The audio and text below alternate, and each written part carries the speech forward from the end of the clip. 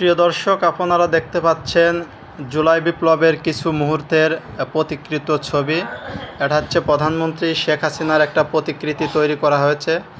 এখানে লেখা ছিল যে ওপেনে অনুমতি দিয়ে দিলাম, যা ইচ্ছা তাই করো। আসলে সাধারণ জনতার উপর যে কি পরিমাণ জুলুম, কি পরিমাণ অত্যাচার করা হয়েছে সেটা আমি আপনি সবাই জানি।